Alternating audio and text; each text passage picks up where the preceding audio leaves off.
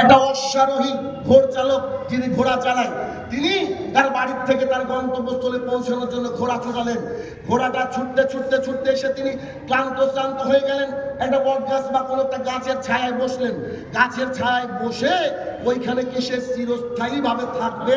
ওইখানে কি তার বাসস্থান তৈরি করবে? তো তিনি বললেন না। রাসূলুল্লাহ সাল্লাল্লাহু আলাইহি ওয়াসাল্লাম বললেন, এই দুনিয়াটা আমাদের জন্য ওই বটগাছতলা ছায়াযুক্ত গাছের নিচে একটু বিশ্রামাগার। আমরা আল্লাহর কাছ থেকে এসেছি, তথা মায়ের পেট থেকে এসেছি, কিছুটা সময় আমরা দুনিয়ার বুকে কাটাবো, তারপরে আল্লাহর কাছে চলে যাব। এর মধ্যে এত বিলাসিতা কি? একটু বুঝাই আপনাকে। আপনি এখান থেকে যাবেন কলকাতা যেতে গিয়ে তো এখান থেকে বাড়ির থেকে টোটো নিয়েছেন, টোটো নিয়ে ওই তারানগর বাস স্ট্যান্ড থেকে দাঁড়িয়ে আছেন। তারানগর বাস স্ট্যান্ডে দেখবেন একটা ঘর করা থাকে, সরকার করে দেয়, ওটাকে বলে প্রতীক্ষালয়। কি বলে প্রতীক্ষালয়? নানান ভাবে যাত্রী ছাউনি, নানান নাম রয়েছে। ওখানে গিয়ে একটু সময় কি করেন? একটু সময় দাঁড়ান, যাতে করে বাসটা আসবে, ছাউনি থাকলে ঝড় জল থেকে রক্ষা পাবেন, এতটুকু। তো ওইখানে যেমন করে আমরা দাঁড়িয়ে থাকি কিছু সময়ের জন্য, আমাদের দুনিয়াটা হচ্ছে ওই রকম প্রতীক্ষালয়, কিন্তু আমরা বুঝতে পারি না আমাদের জন্য প্রতীক্ষালয় আছে। কেন প্রতীক্ষালয়? এত শর্ট সময়ও তো থাকি না, যত শর্ট সময় হাদিসে বলা হলো। একটু যদি বুঝতে পারেন আখিরাতের হিসাবের সাথে, তাহলে আপনি রিলেট করতে পারবেন। সেটা কি?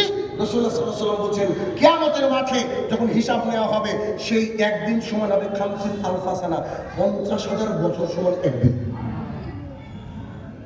ওই তুলনায় কত আছে আপনি? 50,000 বছর সমান একদিন। অর্থাৎ জীবন আমাদেরকে পরিবর্তন করতে হবে। সবচেয়ে কষ্ট লাগে কোন জায়গায় জানেন? যখন আমরা কোরআন এবং সুন্নাহ বলি, বিভিন্ন আলেম ওলামা বলে, মানুষ শুনতে ভালোবাসে, বা কি দারুণ বক্তৃতা দিয়ে গেল, কিন্তু সেই লোকটা বাড়িতে গিয়ে ওই হাদিস এবং সুন্নাহ দ্বারা, ওই কোরআন এবং সুন্নাহ দ্বারা তার পরিবারকে সাজাতে পারবে। বলেন, আমরা সাজাই? এখান থেকে প্রতিজ্ঞা কজন করেছেন? আজকে নিশ্চয়ই অনেক হাদিস শুনেছেন। হাদিস শোনার পর কজন আপনারা প্রতিজ্ঞা করেছেন যে আজকের পর থেকে এই কাজটা করব না, আজকের পর থেকে এই আমলটা শুরু করব? আজকে এমন লোক? তাহলে কোরআন এবং সুন্নাহ শুনছি অথচ মানব না, তাহলে এটা কি আল্লাহ এবং আল্লাহ রাসূলকে অপমান করা হচ্ছে না? এটা আমি বুঝি, হয়তো আমার বুঝটা ভুল থাকতে পারে, যে আপনি কোরআন এবং সুন্নাহ শুনবেন অথচ আপনি পরিবর্তন হবেন না, তাহলে কেমন হয়ে গেল না ব্যাপারটা? এসেছেনই তো কোরআন এবং সুন্নাহ শুনে জীবনকে ঢেলে সাজানোর জন্য। কি বলেন? দেখেন, কাসির ইবনে কাইস রাহমাতুল্লাহ আলাইহি বলেন, একটা হাদিস খুব গুরুত্বপূর্ণ। কাসির ইবনে কাইস রাহমাতুল্লাহ আলাইহি বলেন, আমি আর আবু দারদা রাদিয়াল্লাহু তাআলা আনহু দামেস্কের একটা মসজিদে বসেছিলাম। তো দামেস্কের ওই মসজিদে বসে থাকা অবস্থায় একজন ব্যক্তি বাইরে থেকে আসলেন, এসে আমাদেরকে সালাম দিলেন। সালাম দেওয়ার পরে বলছেন, আমি মদিনাতুর রাসূল থেকে আসলাম সাল্লাল্লাহু আলাইহি ওয়াসাল্লাম। আরে আমি মদিনা থেকে আসছি। আচ্ছা বলেন তো দামেস্ক কোথায়? এবারে বলতো দামেস্ক এটা কোন জায়গায়? তারানগর তো চিনেন আপনারা, শামসি চিনেন না? রথবাড়ি, কথা বলেন না? আচ্ছা দামেস্ক কোথায় বলেন তো? বলেন। সিরিয়া। মাশাআল্লাহ, দামেস্ক হচ্ছে সিরিয়া। এবার একটু কল্পনা করেন মদিনা থেকে দামেস্কের দূরত্ব কত হবে। আর আপনি এভাবে কল্পনা করেন যে ওটা কোন যুগের কথা বলা হচ্ছে, যখন সাহাবী জীবিত। আজকাল হয় বাস আছে, ট্রেন আছে, বুলেট ট্রেন আছে, প্লেন আছে, তখন কিচ্ছু নাই। তার মানে মদিনা থেকে দামেস্ক যেতে তার কত সময় লেগেছে একটু কল্পনা করেন।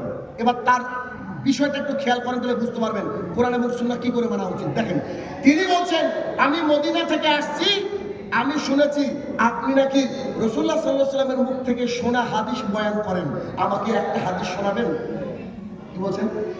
আপনি নাকি রাসূলুল্লাহ সাল্লাল্লাহু আলাইহি ওয়াসাল্লামের মুখ থেকে হাদিস বর্ণনা করেন, আপনি কি একটা হাদিস শোনাবেন? আমি ভিন্ন কোনো কাজে আসেনি, শুধু একটা হাদিস শোনার জন্য আমি মদিনা থেকে দামেস্ক এসেছি।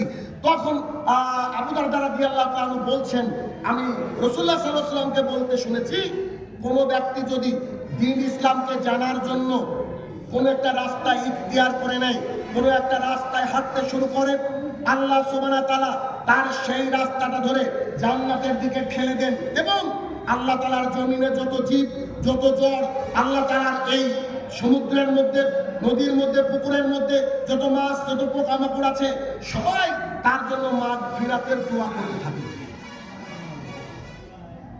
কথা বুঝতে পারছি আমি? ধারণা করে মানুষকে এই ধরনের কথা বলে তো সুবহানাল্লাহ আলহামদুলিল্লাহ অটোমেটিক্যালি বেরিয়ে আসার কথা। এবার আমি বলতে চাইছি, একজন ব্যক্তি মদিনা থেকে যাচ্ছেন দেমাশক, বলেন তো কটা হাদিস শুনতে? একটাই। আপনারা সন্ধ্যা থেকে এখানে আছেন, আমি আশাবাদী কিছু নাহলে 50টার উপর হাদিস শুনেছেন, তারও মনে হয় বেশি, আমি জানি না, আমি তো পরে আসলাম। কত শত হাদিস আপনি এখানে মাদ্রাসা কমিটি ব্যবস্থা করে দিয়েছে শোনার জন্য, অথচ তিনি একটা হাদিস শুনতে কোথায় গেছেন? দেমাশক। তার মানে বুঝতে হবে বিষয়টা হচ্ছে এইটা যে তিনি আমলের জন্য গিয়েছেন। তিনি কি হাদিস জানেন না? তিনি জানেন, কিন্তু তার এই যে ওখান থেকে যাওয়া, এই যাওয়ার বিনিময়ে আল্লাহ তাআলা যে তাকে জান্নাতের রাস্তাটা সহজ করে দিবেন, এই সহজ করার জন্য তিনি আর যাওয়া। আমাদের ইন্ডিয়ান একজন শেখ, তিনি সৌদি আরবের বুকে একটা বাঙালিরা আছেন, তাদের সঙ্গে একটা লেকচার করছেন, বক্তৃতা করছেন। তো তিনি অনেকক্ষণ থেকে খেয়াল করছেন যে সৌদির একজন শেখ তিনি বসে আছেন, একজন ব্যক্তি বসে আছেন, সৌদির একজন ব্যক্তি। আমাদের চেহারা তাদের চেহারা দেখলে বোঝা যায়। তো অনেকক্ষণ পর শেখ জিজ্ঞাসা করছেন যে আপনি এখানে বসে, আমার জবান তো আজকে বাংলা, আমি তো বাংলায় আমার দিনী ভাইদেরকে বুঝাবো, তা আপনি কেন বসে আছেন? শুনেন কথাটা, বলছে আপনি কেন বসে আছেন? তো তিনার উত্তরটা দেখেন, তিনার উত্তর আমার খুব মুগ্ধ হয়ে যাবে।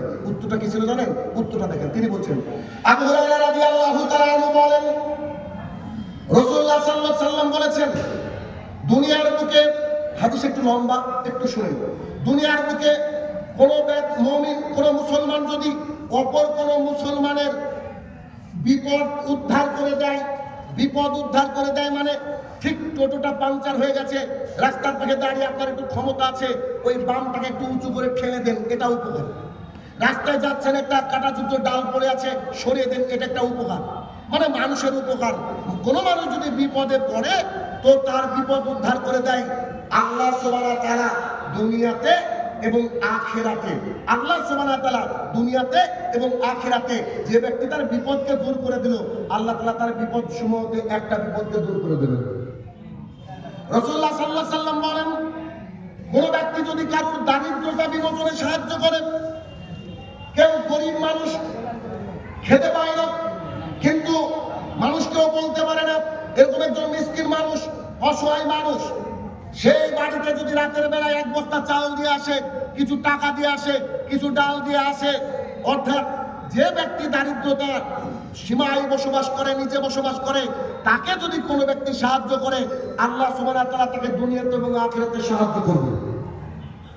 রাসূলুল্লাহ সাল্লাল্লাহু আলাইহি ওয়াসাল্লাম বলেন,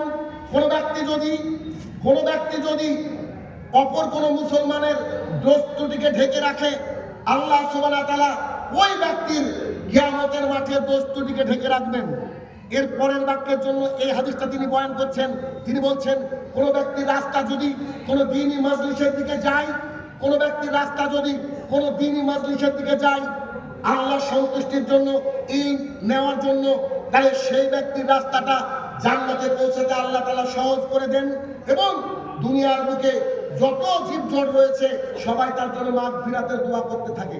একটু এই হাদিসের অর্থ একটু বোঝানোর জন্য এভাবে বলি, দেখেন, আগামী কালকে আপনারা কেউ এখানে আসবেন?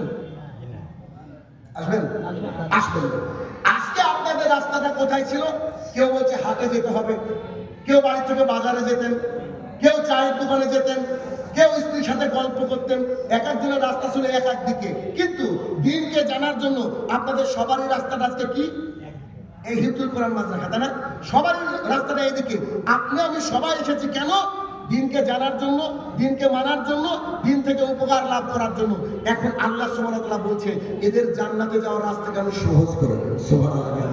তো সৌদির সেই ব্যক্তি বলছে যে আমি ভাষা বুঝি আর না বুঝি, মজলিসের যে ফজিলত, আমি এখানে বসে থাকলে ফজিলত পাবো, এই আশা বসে আছি। সুবহানাল্লাহ। চিন্তা করেছেন?